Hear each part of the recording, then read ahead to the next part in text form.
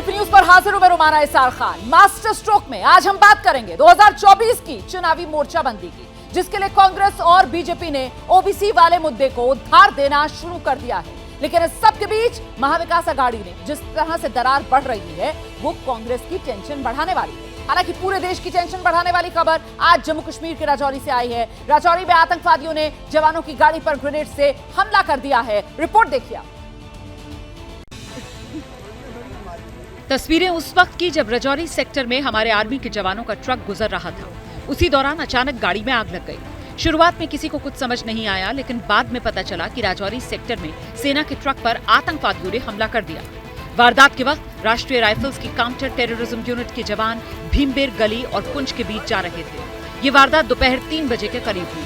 असल में शुरुआत में जब आर्मी व्हीकल में आग लगने की तस्वीरें सामने आई तो इसे लेकर अलग अलग थ्योरी फ्लोट होने लगी। पहले तो कहा गया कि एक्सीडेंट की वजह से ट्रक में आग लगी, लेकिन जैसे जैसे सेना ने छानबीन तेज की वैसे वैसे साफ होता गया कि ये हादसा नहीं, आतंकी हमला है। और देर शाम सेना के नॉर्दर्न कमांड ने बयान जारी कर इसे आतंकी हमला बताया। शक जताया जा रहा है कि आतंकियों ने भारी बारिश का फायदा उठाकर सेना के ट्रक पर ग्रेनेड फेंका। ग्रेनेड हमले के बाद ट्रक में जबरदस्त आग लग गई। इसमें सेना के 5 जवान शहीद हो गए, जबकि एक जवान गंभीर रूप से घायल है, जिनका राजौरी के आर्मी अस्पताल में इलाज चल रहा है। आतंकियों को पकड़ने के लिए इलाके में सेना ने सर्च ऑपरेशन चलाया। आतंकियों की तलाश में ड्रोन का सहारा लिया जा रहा है।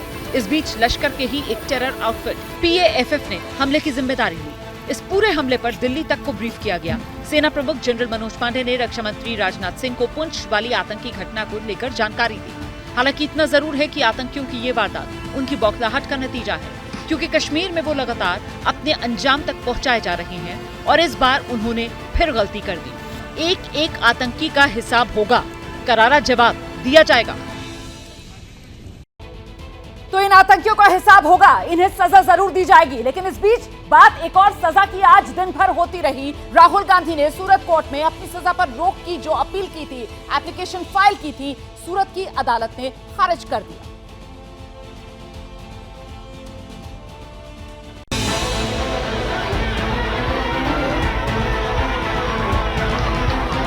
सूरत कोर्ट में राहुल की अपील जैसे ही रिजेक्ट हुई, जज साहब ने जैसे ही मानहानि केस में सजा पर रोक लगाने वाली एप्लीकेशन खारिज की, बीजेपी ने एक बार फिर 2024 के चुनाव के लिए तरकश से ओबीसी मुद्दे का तीर निकालकर कांग्रेस पर दाग दिया। निशाना राहुल गांधी, कांग्रेस पार्टी और गांधी फैमिली थी। पूरे देश में खुशी का माहौल है और खास करके पिछड़े वर्ग में। जिस पिछड़े वर्ग के लिए राहुल गांधी ने आपत्तिजनक शब्दों का प्रयोग किया था, उन्हें गाली देने का काम किया था, this is I would say slap on the face of the arrogance of the Gandhi family. Rahul ji, आपने कहा था मैं तो राहुल गांधी हूं। कान पकड़ के उठक बैठक करके आपने सुप्रीम कोर्ट में माफी मांगी थी। अभी भी मौका है, अहंकार को त्यागिए, त्यजिए अहंकार को और देश के सामने ओबीसी वर्ग से क्षमा याचना करिए कि जो मैंने किया गलत किया, मुझे ये नहीं करना चाहिए। बीजेपी को ओबीसी का मुद्दा इसलिए सूट करता है क्योंकि बीजेपी इसे सीधे तौर पर पीएम मोदी से कनेक्ट करने की कोशिश करती है। लोकसभा चुनाव के लिए पीएम मोदी और राहुल गांधी के बीच डायरेक्ट सियासी फाइट की नींव तैयार कर रही है।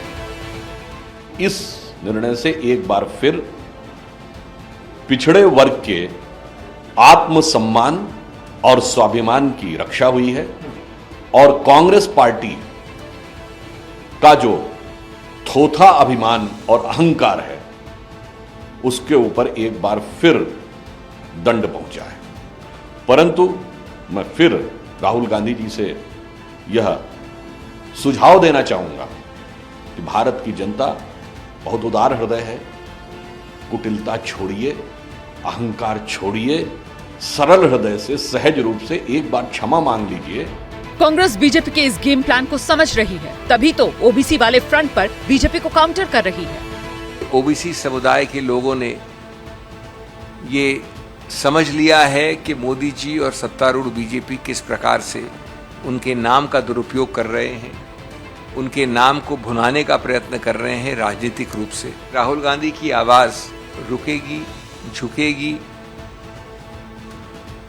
साइलेंट होगी, तो वो न राहुल गांधी को जानते हैं न कांग्रेस को समझते हैं। बीजेपी सरकार, सत्तारूढ़ पार्टी वो सिर्फ एक चीज दिखा रहे हैं, वो चिंता व्यक्त कर रहे हैं, घबराहट और बौखलाहट व्यक्त कर रहे हैं इस प्रकार के हथकंडों से।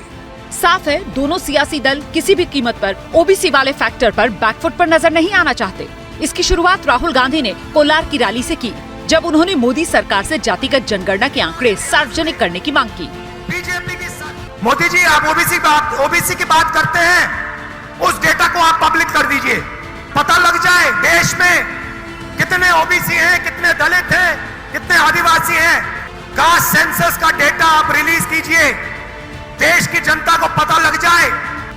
राहुल का ये बयान ऐसे वक्त पर आया जब 24 के चुनाव से पहले कर्नाटक समेत राजस्थान, छत्तीसगढ़, मध्य प्रदेश में विधानसभा चुनाव हैं और इन राज्यों में ओबीसी आबादी जीत का बड़ा फैक्टर है।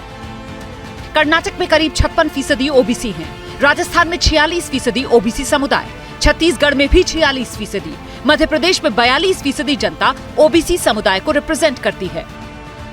जहां तक पूरे देश की बात की जाए तो पूरे देश में 50% से ज्यादा ओबीसी वोट वाले राज्यों में लोकसभा की 250 से अधिक सीटें हैं।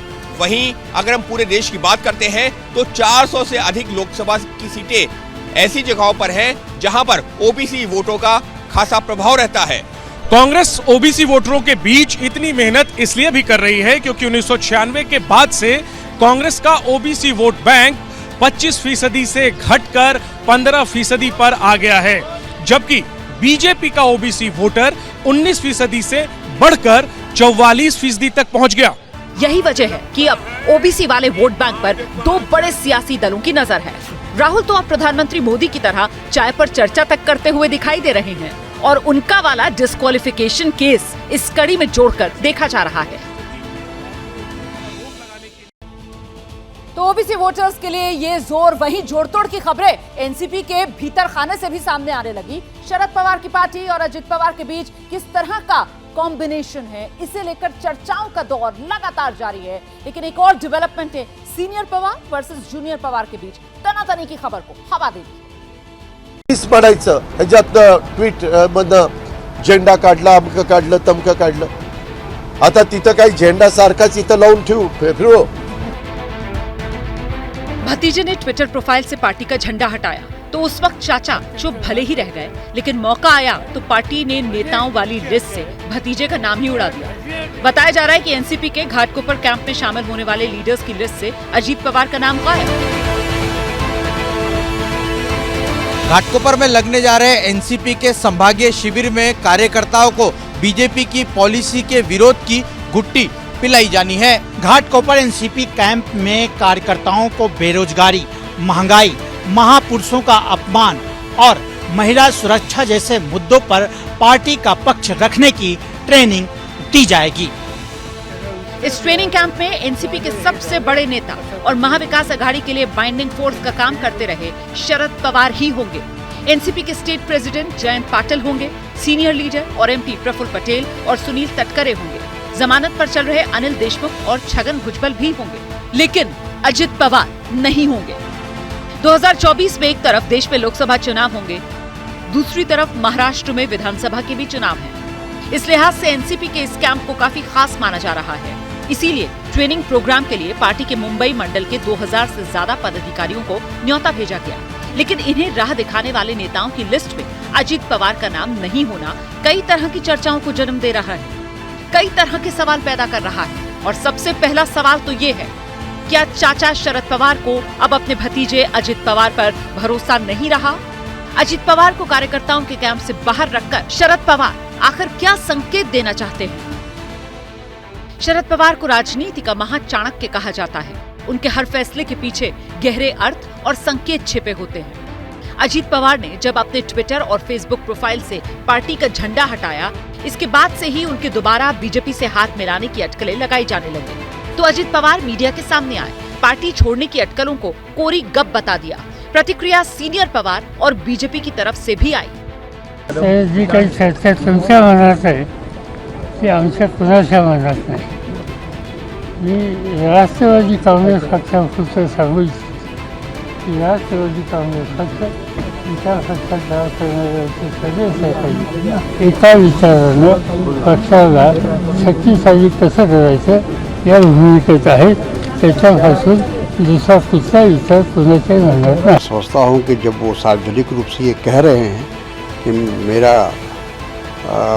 कोई लेना देना नहीं है और हम नहीं जा रहे हैं पार्टी छोड़कर या भारतीय जनता पार्टी से मेरी कोई बातचीत नहीं है, तो आमतौर पर तो हम सब लोगों को उस पर विश्वास करना चाहिए. राजनीतिक गलियारों में चर्चाएं चलती रहती है, कुछ खबरों का आनंद उठाना चाहिए. इसके बाद चाचा और भतीजा मुंबई में एक इफ्तार पार्टी में साथ साथ नजर आए, लेकिन तब तक शिवसेना उद्धव बालासाहेब ठाकरे गुट के संजय राउत बीजेपी पर हमले के बहाने अजीत पवार पर तीर दाग चुके थे. संजय राउत ने सामना में लिखा, अजीत पवार समेत एनसीपी नेताओं को बीजेपी ईडी की जांच और जेल जाने का डर दिखा रही है. जरंडेश्वर चीनी मिल की ईडी जांच के दायरे में चार्जशीट में अजीत पवार का नाम नहीं आया. ये दबाव तंत्र की राजनीति है. इसके बाद दोनों तरफ से बयानबाजी शुरू हो गई. आणि काही काही तर बाहेरच्या पक्षाचे स्पोक्समन ते आता राष्ट्रवादीचे स्पोक्समन झाल्यासारखं चाललंय. मी ज्या पक्षाचं ते मुखपत्र आहे त्याबद्दल बोला, पण तुम्ही आम्हाला कोट करून या संदर्भामध्ये आमचं वकीलपत्र दुसऱ्यांनी कोणी घेण्याचं कारण नाही. मैं सच बोलता रहूंगा और सच कहता रहूंगा, और मुझे किसी ने टारगेट किया है इसके लिए मैं पीछे हटने वाला आदमी नहीं.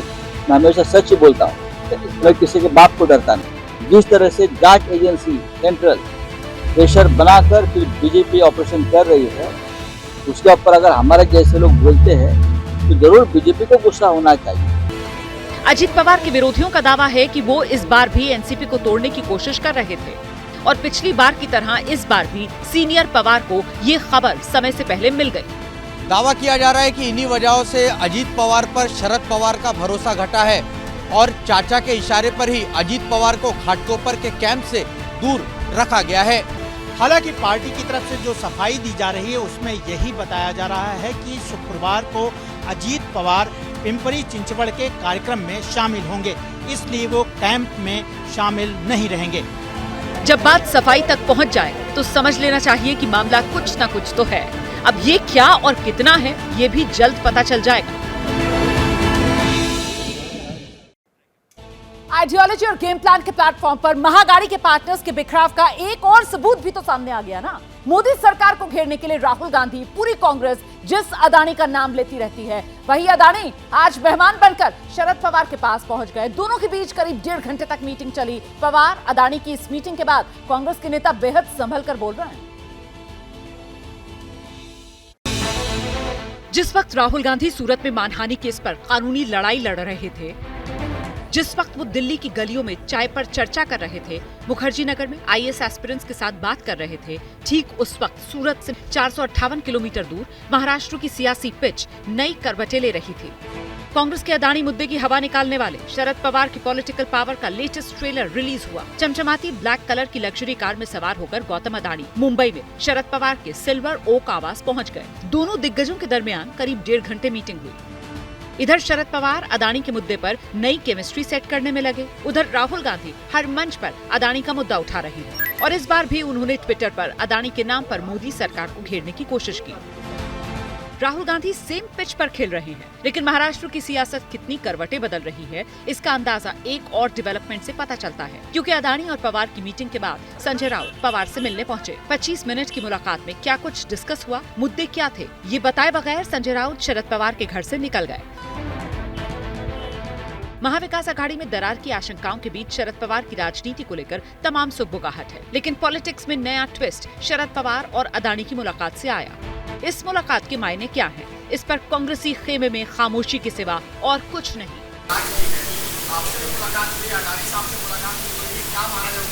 किससे मुलाकात हुई मेरी? मेरी?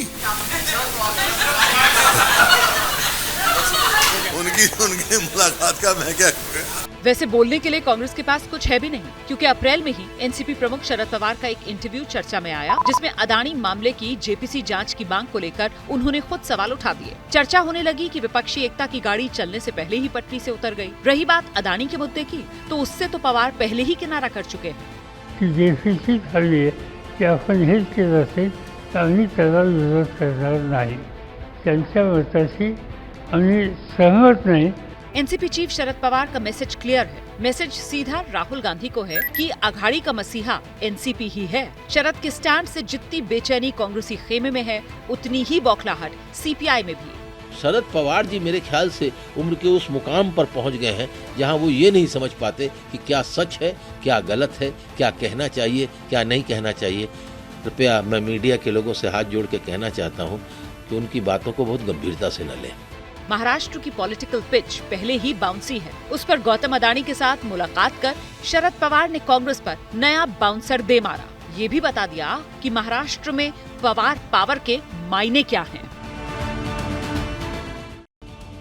और इन सारी खबरों के बीच आज गुजरात के नरोदा गांव दंगों को लेकर बड़ी खबर सामने आ गई है। 21 साल पुराने मामले में अहमदाबाद की स्पेशल कोर्ट ने फैसला सुना दिया आज और सभी आरोपियों को बरी कर दिया है। इस फैसले से माया कोडनानी, बाबू बजरंगी को राहत मिली। वहीं पीड़ित पक्ष का कहना है कि वो इस फैसले को ऊपरी अदालत में चुनौती देगा। अहमदाबाद की विशेष अदालत के बाहर का माहौल ये तस्वीरें बयां करने के लिए काफी थी। नरोदा गांव केस में स्पेशल कोर्ट का फैसला आया। माया कोडनानी और बाबू बजरंगी समेत सभी आरोपियों को बरी करने का फैसला हुआ। फैसला सुनाते वक्त विशेष अदालत ने कहा कि आरोपियों का दोष साबित करने के लिए पर्याप्त सबूत नहीं मिले हैं, जबकि पीड़ित पक्ष के वकील ने कहा हम इस फैसले को हाई कोर्ट में चुनौती देंगे। बहरहाल फैसले के बाद बचाव पक्ष के वकील सामने आए और मीडिया के कैमरों के सामने फैसले की डिटेल्स शेयर की। इस केस के अंदर कुल 86 आरोपी थे और सबको निर्दोष ठहरा के छोड़ दिया है, बरी कर दिया है। 86 के सामने में 82 आरोपी के ओर से मैं रिप्रेजेंट करता था, जिसके अंदर जयदीप भी आ गए, मायाबेन, बाबू भी पर आ गए, सबको बरी कर दिया है। आपको बता दें कि गुजरात दंगों से जुड़े नरोदा गांव नरसंहार के मामले में अहमदाबाद की विशेष अदालत ने 21 साल बाद फैसला सुनाया है। साल 2002 में नरोदा गांव में हुई हिंसा के बाद एक समुदाय के 11 लोगों की हत्या कर दी गई थी। एसआईटी ने लंबी जांच के बाद इस मामले में 86 लोगों के खिलाफ चार्जशीट दायर की। इस केस में गुजरात सरकार की पूर्व मंत्री और बीजेपी नेता माया कोडनानी, बजरंग दल के नेता बाबू बजरंगी और वीएचपी के नेता जयदीप पटेल को आरोपी बनाया गया था। साल 2010 में नरोदा गांव केस का ट्रायल शुरू हुआ। सुप्रीम कोर्ट के निर्देश पर बनी एसआईटी ने इस मामले में जहां 187 गवाह पेश किए, तो वहीं बचाव पक्ष ने 57 गवाह अदालत में पेश किए। हालांकि 13 साल लंबे चले ट्रायल के दौरान 18 लोगों की मौत हो गई। ऐसे में कोर्ट ने मौजूदा सभी 68 आरोपियों को निर्दोष बताकर बरी कर दिया। गोधरा कांड के अगले दिन यानी 28 फरवरी को नरोदा गांव में बंद का ऐलान किया गया था। इसी दौरान सुबह करीब 9 बजे लोगों की भीड़ बाजार बंद कराने लगी, तभी हिंसा भड़क उठी। भीड़ में शामिल लोगों ने पथराव के साथ आगजनी तोड़फोड़ शुरू कर दी। देखते ही देखते 11 लोगों को मौत के घाट उतार दिया गया, लेकिन 21 साल तक केस चला, आरोप तय हुए, मगर अब माया कोडनानी समेत सभी आरोपी बरी हो गए। सवाल है कि 11 लोगों की हत्या का जिम्मेदार कौन है? उन्हें जिंदा जलाकर किसने मारा? नरोदा गांव दंगा केस पर फैसला बेशक कोर्ट का आया है, लेकिन इसने सियासत की एक नई जमीन तैयार की और सियासत अतीक की फरार पत्नी शाइस्ता पर भी तेज है। शाइस्ता के नाम पर वोट बैंक सेट करने की कोशिशें की जा रही हैं। विपक्ष शाइस्ता के बहाने योगी सरकार के लॉ एंड ऑर्डर पर सवाल उठा रहा है, लेकिन इन सवालों में मोस्ट वांटेड लेडी डॉन के लिए सिंपैथी भी छिपी है। बयानों से सुर्खियों में रहने वाले बीएसपी लीडर इमरान मसूद ने एक बार फिर से शाइस्ता के बहाने विवादित बात कह दी। शाइस्ता को मारना है उसको भी मार लेंगे, बस यही तो होगा। उनके 2 बच्चे 3 बच्चे जेल में, उनको मारना है उनको भी मार लेंगे। अब क्या है, अब आप कुछ कर नहीं सकते ना। आप गुहार लगाएंगे, कहाँ जाएंगे? सुना आपने, बीएसपी के west UP coordinator Imran Masood ने अतीक अहमद की पत्नी शाइस्ता और जेल में बंद उसके बेटों के मारे जाने की आशंका जताई। अतीक अहमद की कही बात भी इमरान मसूद को बखूबी याद है। अतीक ने तो मरने से पहले कहा कि मिट्टी में मिला दिया, अब तो रगड़ा जा रहे हो। अब उनके बाद बचा क्या रगड़ेंगे, किसे रगड़ेंगे और किसे मारेंगे? इमरान मसूद को यूपी के लॉ एंड ऑर्डर से दिक्कत है या डॉन की फैमिली से सिंपैथी? ये बहस का विषय हो सकता है, लेकिन अतीक की बेगम शाइस्ता का प्रयागराज से संभावित मेयर कैंडिडेट का टिकट काटे जाने पर मसूद ने जो कहा, वो बयान नेता नगरी में वायरल हो रहा है। तो और क्या करेंगे? कैंडिडेट ही नहीं होगा, कोई दिखाई नहीं देगा, पुलिस पीछे पीछे होगी, पार्टी का कार्यकर्ता कहाँ जाएंगे? बिना लीडर के कोई चुनाव लड़ा जाता है क्या? वक्त के साथ मसूद की पहचान बदली। वैसे जिस शाइस्ता की फिक्र मसूद को सता रही है, वो यूपी में वांटेड है, कई गुनाहों की राजदार है, 50,000 की इनामी है, उमेश पाल मर्डर केस के मास्टरमाइंड में से एक है। शाइस्ता का खौफ प्रयागराज में ऐसा है कि जो जिंदा रहते वक्त अतीक और अशरफ से नहीं डरे, वो अब बेगम से खौफ खा रहे हैं। कहीं न कहीं उन्होंने कसम खा रखी होगी कि हम जिसान को मारेंगे या कुछ करेंगे, जो हमें अपनी बिरादरी से पता चलता है। क्योंकि देखिए, हमने कम से कम 20 गुर्गों को जेल करवा रखी है जिन्होंने मेरे ऊपर हमला किया था। तो कहीं ना कहीं उनके दिमाग में होगा कि आज नहीं तो कल मैं उनके ऊपर क्या नाम है, उनको गवाही दूंगा तो उनको आजीवन तक की सजा पड़ सकती है। तो कहीं ना कहीं इस बात का डर बना हुआ है। शाइस्ता की ख्वाहिश प्रयागराज का मेयर बनने की थी। एक पार्टी ने शाइस्ता का टिकट भी लगभग फाइनल कर दिया था, लेकिन उमेश पाल को मारकर अतीक गैंग ने अपनी तबाही खुद चुनी। शाइस्ता एक प्रोफेशनल क्रिमिनल की तरह एसटीएफ जैसे तेज तरार एजेंसी को छका रही है। इस बीच प्रयागराज में मौजूद एबीपी न्यूज संवाददाता को शाइस्ता के बारे में कुछ चौंका देने वाली जानकारियां मिली। यहाँ पर कुछ इस तरीके से इनपुट है कि जो शाइस्ता परवीन है प्रयागराज और उसके आसपास के इलाकों में ही छुपी है और पश्चिम बंगाल की तरफ भागने की कोशिश में है और उसके साथ शूटर साबिर भी मौजूद है। ऐसे में सवाल यही उठ रहा है कि आखिरकार शाइस्ता परवीन सरेंडर क्यों नहीं कर रही? क्या वो अब आगे अतीक का गैंग संभालने की फिराक में है? क्या अतीक के ही लोकल नेटवर्क का इस्तेमाल करते हुए शाइस्ता परवीन पुलिस से बच रही है? कैमरामैन प्रवीण के साथ वरुण जैन, एबीपी न्यूज, गच्छार, प्रयागराज। एक तरफ पुलिस अगर उमेश पाल की हत्या में शामिल अतीक के गुर्गों की तलाश कर रही है, दूसरी तरफ अतीक और अशरफ मर्डर केस की कड़ियां भी जोड़ी जा रही हैं। इसी सिलसिले में एफएसएल की टीम ने प्रयागराज के कॉलवन अस्पताल के बाहर अहमद ब्रदर्स का मर्डर सीन रिक्रिएट किया। नतीजा क्या रहा, इस रिपोर्ट में देखिए। तारीख 15 अप्रैल, दिन शनिवार, वक्त रात के 10:35। स्पॉट प्रयागराज का कॉलवन अस्पताल। अतीक ब्रदर्स पर अंधाधुंध गोलियां बरसी। गुप्त अंधेरे में हुए इस ब्रूटल मर्डर का जब दिन के उजाले में रिकंस्ट्रक्शन हुआ तो प्रयागराज फिर डर गया। मौके वारदात पर एफएसएल की टीम ने सीन को रिक्रिएट किया, यानी कि किस तरीके से वारदात को अंजाम दिया गया था, कौन कौन कहां पर था। आखिरकार एफएसएल ने ये सीन रिक्रिएट क्यों किया? इतनी भीड़ में ऐसा कैसे हुआ कि बाकी किसी को गोली नहीं लगी, सिर्फ अतीक और अशरफ को लगी और वो भी घटनास्थल पर ही उनकी मौत हो गई? इन सभी सवालों के जवाब इसी एफएसएल की रिपोर्ट से हासिल होंगे। एसआईटी अतीक बंधुओं के मर्डर की इन्वेस्टिगेशन कर रही है। एसआईटी लखनऊ से फॉरेंसिक टीम के साथ मौके वारदात पर पहुंची। फॉरेंसिक टीम 2 लोगों को अतीक और अशरफ बनाकर लाई थी। 15 अप्रैल की रात अतीक ब्रदर्स जैसे गाड़ी से उतरे, जैसे मर्डर हुआ, रिकंस्ट्रक्शन में एक एक मूवमेंट को कैमरे पर कैप्चर किया गया। पुलिस ये जानना चाहती है कि घटनाक्रम कैसे हुआ। पहले और दूसरे शूटर के बीच इंची टेप से नापा गया। इंची टेप से नपाई की गई कि दोनों के बीच के दूरी कितनी थी, अतीक अशरफ से ये दोनों कितनी दूर थे, कितनी दूरी पर अतीक अशरफ शूटर से खड़े थे। क्योंकि जो पोस्टमार्टम रिपोर्ट आएगी, जो दूसरी फॉरेंसिक रिपोर्ट्स आएगी, उससे पता चलेगा उनके शरीर में कितने एंगल पर गोली धंसी हुई है और क्या उसी एंगल पर यहाँ से गोली चलाई गई। अतीक ब्रदर्स के शूट आउट के बाद तीनों शूटर्स ने न तो भागने की कोशिश की थी और न ही पुलिस पर फायरिंग की थी। पुलिस ने भी शूटर्स को सरेंडर करने का पूरा मौका दिया था। शूटर्स ताबड़तोड़ फायरिंग करते रहे, लेकिन शूटर्स पर फायरिंग तो दूर, पुलिस ने उन पर पिस्टल तक नहीं तानी थी। रिक्रिएशन में मर्डर स्पॉट की मेजरमेंट से लेकर हर उस सीन को कैमरे में कैद किया गया जो 15 अप्रैल की रात एक्चुअली में हुआ था। रिकंस्ट्रक्शन में ये भी साफ हो गया कि पुलिस अपनी जिम्मेदारी को ठीक से निभाते कतई नजर नहीं आई।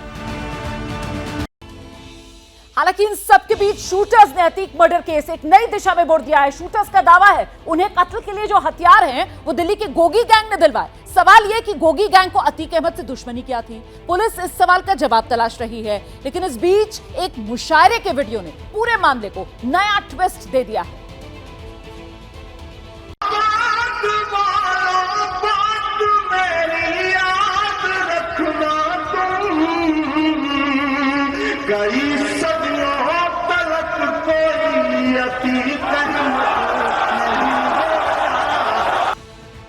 प्रयागराज में मारे गए माफिया अतीक अहमद की शान में मंच पर झूम झूम कर शेर पढ़ रहे ये हैं जनाब इमरान प्रतापगढ़ी। कांग्रेस के सांसद हैं, कर्नाटक में पार्टी के स्टार प्रचारक। इनकी आवाज की खनक मंच पर अतीक अहमद की मौजूदगी की चुगली खा रही है। तेरे कद के बराबर अब किसी का कद नहीं है। प्रतापगढ़ी के मुशायरे वाला ये वीडियो पुराना है, लेकिन अतीक के सफाई के साथ ही इंटरनेट पर इसे नई जिंदगी मिल गई।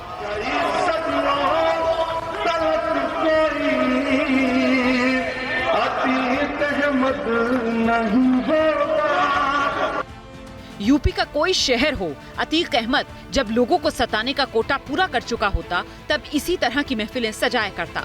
लेकिन अतीक के सफाई के बाद अब सब कुछ बदल चुका है। जो एक वक्त अतीक के नाम पर जान लुटाने का दावा करते थे वो सब फरार हैं। अतीक की बीवी शाइस्ता से लेकर उसके बमबाज गुड्डू मुस्लिम तक किसी का कोई सुराग नहीं। लेकिन अतीक और अशरफ के कत्ल में गिरफ्तार सनी के खुलासे ने इस सबसे सनसनीखेज मर्डर केस में दिल्ली के कुख्यात जितेंद्र गोगी गैंग की एंट्री करा दी है। सूत्रों के मुताबिक पुलिस की पूछताछ में सनी ने बताया, अतीक और अशरफ के कत्ल में इस्तेमाल हथियार गोगी गैंग ने दिए। जितेंद्र गोगी गिरोह इन तीनों से एनसीआर में बड़ी वारदात कराना चाहता था। फर्जी न्यूज चैनल की आईडी, बड़ा camera, I card Gogi gang ने ही दिया। कानपुर के बाबर गैंग ने तीनों शूटर्स को गोगी गैंग से मिलवाया। अतीक को मौत के घाट उतारने वालों में शामिल सनी, जिस गोगी गैंग का जिक्र कर रहा है, उसका सरगना जितेंद्र गोगी पंजाब के गैंगस्टर लॉरेंस बिश्नोई का बेहद खास था। सितंबर 2021 में दिल्ली के रोहिणी कोर्ट में उसका मर्डर कर दिया गया था। इसके बाद गैंग की कमान दीपक बॉक्सर ने संभाली, जिसे दिल्ली पुलिस ने हाल ही में मेक्सिको से गिरफ्तार किया। सवाल यह है, गोगी गैंग अतीक अहमद का सफाया क्यों करवाना चाहता था? इस सवाल का जवाब पुलिस हत्या के तीनों आरोपियों से उगलवाने की कोशिश कर रही है और उनके हर बयान को क्रॉस चेक कर रही है। पुलिस एक तरफ शूटर्स से पूछताछ कर रही है, दूसरी तरफ अतीक के राजदारों में गिने जाने वाले गुड्डू मुस्लिम की गिरफ्तारी की कोशिश भी नए सिरे से शुरू कर दी गई है। इसके लिए उसका सपोर्ट सिस्टम तोड़ने की कोशिश की जा रही है। सूत्रों से मिली खबर के मुताबिक गुड्डू मुस्लिम से जुड़े अपराधियों और बाहुबलियों का नेटवर्क खंगाला जा रहा है। लखनऊ के एक रईसजादे और 2 नेताओं से गुड्डू मुस्लिम का संपर्क सामने आया। दावा किया जा रहा है गुड्डू मुस्लिम लखनऊ में उसी रईसजादे के गेस्ट हाउस में रुकता था। पहले पुलिस को लग रहा था गुड्डू मुस्लिम अतीक के सिंडिकेट की मदद से पुलिस की आंख पे धूल झोंक रहा है, लेकिन पुलिस को अब लग रहा है गुड्डू की जान उसके यही पुराने साथी बचा रहे हैं। गुड्डू मुस्लिम लंबे समय तक वो भी यहाँ एक्टिव रहा है। वो लगातार 2 महीने से पुलिस को चकमा दे रहा है। मुझे लगता है जल्दी पकड़ा जाएगा। मोबाइल वगैरह बंद कर लिए होंगे, लोकेशंस नहीं मिल रही होंगी। अब इलेक्ट्रॉनिक सर्विलेंस मीडिया में इतना छप चुका है, लोग अपराधी भी बहुत होशियार हो गए हैं, शातिर हो गए हैं, लेकिन पुलिस ट्रेस कर रही है। मुझे लगता है जल्दी पकड़ा जाएगा।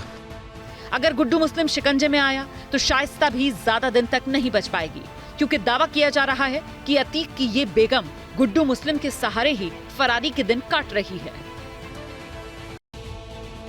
यूनाइटेड नेशंस पॉपुलेशन फंड के मुताबिक भारत की आबादी चीन से ज्यादा हो गई है और अब भारत दुनिया की सबसे बड़ी आबादी वाला देश है। आप जानते हैं, मास्टर स्ट्रोक पर हमने इसी खबर की पूरी डिटेल कल आपसे शेयर की थी। आज इस पर सियासत शुरू है। लखनऊ से लेकर चीन तक से बयान सामने आ गए हैं और मोदी सरकार में मंत्री गिरिराज सिंह तो जनसंख्या ना बढ़े इसलिए बाकायदा कड़े कानून की मांग कर रहे हैं। आबादी में चीन को पछाड़े कुछ ही घंटे हुए थे कि भारत में आबादी पर घमासान छिड़ गया। कमान संभाली केंद्रीय मंत्री गिरिराज सिंह ने कड़े शब्दों के साथ अपनी ही सरकार से जनसंख्या नियंत्रण कानून की मांग कर डाली। ऐसा कड़ा कानून हिंदू हो या मुसलमान, सिख हो या ईसाई, जैन हो या बौद्ध, सभी पर समान रूप से लागू हो। जो ना माने उसकी वोटिंग राइट समाप्त कर देनी चाहिए। जो ना माने उस पर आर्थिक जुर्माना भी करनी चाहिए। गिरिराज सिंह देश की बढ़ती आबादी से चिंतित हैं, लेकिन उन्हें इस बढ़ती आबादी के पीछे सिर्फ एक मजहब के लोग ही दिख रहे हैं। गिरिराज सिंह का कहना है कि बाकी धर्मों की जनसंख्या कम हो रही है, लेकिन मुसलमानों की तादाद देश में बढ़ रही है। 75 साल में आप हिंदू को देखें एवरेज, बौद्ध को देखें, जैन को देखें और सिख को देखें, उसमें एवरेज घर में बच्चे नहीं हैं। उन्होंने जनसंख्या कंट्रोल कर लिया। ये बच्चे किन के हैं? किस समुदाय के? वैसे बढ़ती आबादी से परेशान एसपी चीफ अखिलेश यादव भी हैं, लेकिन पॉपुलेशन ब्लास्ट के लिए उन्हें सरकार जिम्मेदार दिखाई देती है। अखिलेश ने ट्वीट करके 3 वजह भी बताई जिसकी वजह से देश ने आबादी में जिनपिंग के देश को पछाड़ दिया है। वैसे भारत आबादी में नंबर 1 बना तो प्रतिक्रिया चीन से भी आई। चीन के विदेश मंत्रालय ने तंज कसते हुए कहा, उनके पास 90 करोड़ वर्किंग क्लास की पॉपुलेशन है और चीन मानता है कि क्वांटिटी नहीं बल्कि क्वालिटी मायने रखती है। चीन का ये बयान उसकी खिसियाहट है, क्योंकि तकनीक, डिफेंस और आर्थिक मोर्चे पर भारत तेजी से आगे बढ़ रहा है और हमारी युवा शक्ति, ह्यूमन रिसोर्सेज और राष्ट्रभक्ति देख वो जला भुना बैठा है। तो जनसंख्या के मुद्दे पर भी देश में तेज है सियासी जंग। बात करेंगे कोरोना वायरस की, जिसके ज्यादातर मरीज घर पर ही रहकर ठीक हो रहे हैं। लेकिन 18 अप्रैल का वायरस का जो डेथ मीटर रिलीज किया गया वो बेहद अलार्मिंग है। स्वास्थ्य मंत्रालय के मुताबिक पिछले 24 घंटे में 12,000 से ज्यादा नए मामले दर्ज किए गए। डिफेंस मिनिस्टर राजनाथ सिंह भी कोरोना वायरस की चपेट में आ गए। डॉक्टर्स ने चेकअप किया और होम आइसोलेशन की सलाह दी, मगर चिंता मौत के आंकड़े बढ़ा रही है। 18 और 19 अप्रैल को कोरोना से देश में 78 लोगों की मौत हो गई। हालांकि सवाल सिर्फ मौत का नहीं बल्कि एक्टिव केस लोड का भी है। लेटेस्ट डेटा के मुताबिक देश में एक्टिव केसेस 65,000 के फिगर को पार कर गए हैं। मास्क का प्रयोग जरूर करें और जो कोविड अप्रोप्रिएट बिहेवियर है, सोशल डिस्टेंसिंग जिसमें बहुत इंपॉर्टेंट है, बार बार हाथ धोना बहुत इंपॉर्टेंट है कि इससे हाथ ना मिलाएं, इधर उधर ना थूकें, छींकते खांसते समय अपना रुमाल या टिश्यू नाक पे रखें और उसे डिस्कार्ड करें और पानी खूब पीते रहें। डॉक्टर्स एहतियातन और सावधानी बरतने की बात इसलिए कह रहे हैं क्योंकि ये वायरस तेजी से फैलता है और इसका एक एग्जाम्पल फर्रुखाबाद की जेल में मिला। यहाँ 30 कैदियों के कोरोना पॉजिटिव होने की खबर आई, जिसके बाद जेल में हड़कंप मच गया। हेल्थ टीम ने 100 कैदियों के एंटीजन किट से जांच किए। इसमें से 30 सैंपल पॉजिटिव आ गए। संक्रमित कैदियों के नमूने लैब भेज दिए गए हैं। हालांकि जहां तक ओवरऑल केसेस का मामला है तो इसमें 5 स्टेट में 7,000 से ज्यादा केसेस मिले हैं। केरल में 3,000 से ज्यादा नए मरीज सामने आए। दिल्ली में बुधवार को 1700 से ज्यादा नए मरीज डिटेक्ट हुए। हरियाणा में नए केसेस का आंकड़ा 1,000 को पार कर गया। इसी तरह महाराष्ट्र और उत्तर प्रदेश में भी कोरोना बढ़ता हुआ दिखाई दिया। कोरोना को लेकर दूसरे राज्यों में भी केसेस बढ़ रहे हैं। इसीलिए एक्सपर्ट्स का कहना है सावधानी बरतनी चाहिए। खुली जगहों में जाने से बचें और भीड़ में मास्क लगाकर ही निकलें। इसीलिए आपका चैनल एबीपी न्यूज आपसे अपील कर रहा है, खतरे को न्योता मत दीजिए, सावधानी बरतिए। और अब बात करेंगे गृह युद्ध से झुलस रहे देश यमन की।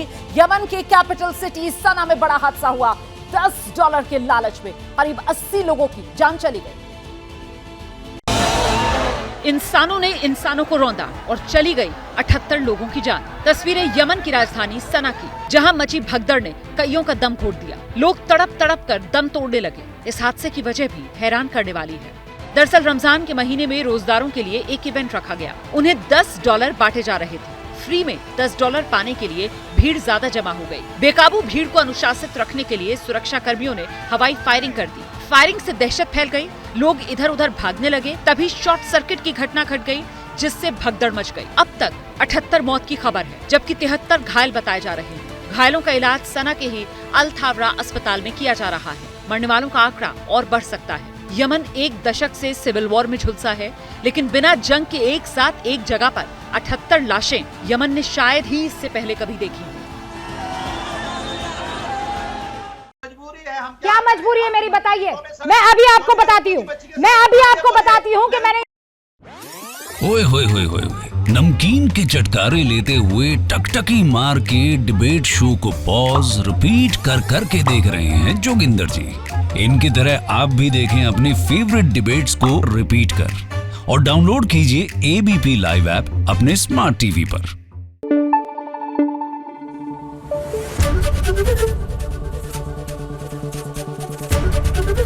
एबीपी न्यूज आपको रखे आगे।